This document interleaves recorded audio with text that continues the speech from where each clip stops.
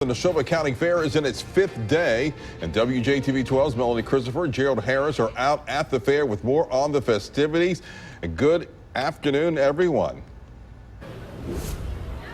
Good afternoon, Byron. You're nice and cool in that studio, aren't you? It is nice and cool. Wait till you join us out here tomorrow. A bit steamy today, huh, Gerald? Yeah, it's pretty steamy and a lot of nice people, so it's great all around. It is always. It out. It really is. It's wonderful. We have a very special guest, Scott Bounce, here joining us, and Scott is a state representative, but also vice president of the Neshoba County Fair Committee, or what is it called exactly? The Neshoba County Fair Association. The Fair Board, we call it the Fair Board here locally, or the fair. How is the fair? It takes a lot of work to put this on, I know.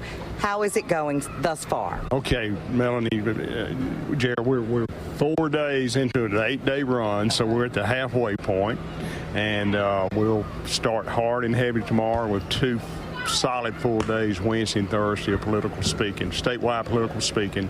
It's going to be the last big campaign stop for a lot of these candidates before the primaries kick off next Tuesday. So it's going to be real interesting to see what they have to say over the next 2 days. Did you know going into this, you know, when you started planning right after last year's, that it was going to be such a hot political year? Well, obviously, you know, we knew that this would be a statewide election year, and anytime you have that, it's going to be very intense.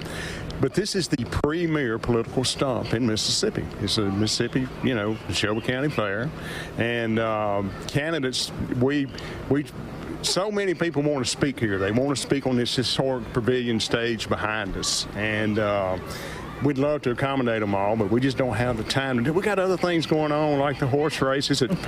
You know, when 2 o'clock comes in the afternoon, they don't want to hear politicians. They want to go to the horse races. So, but it's going to be a big 2 days. But we've had a great, so far, the fair opened last Friday. It'll shut down this Friday, 8 days, so we're halfway through it, and it's been a great run. Well, I know Gerald's had a good time visiting. Yeah, definitely. And it's going to be a big couple days coming up. Talk to us about a little bit about the history of political speeches, where it originated from, some of the highlights. Well, okay, so the fair started in 1889, so it's 130 years old this year.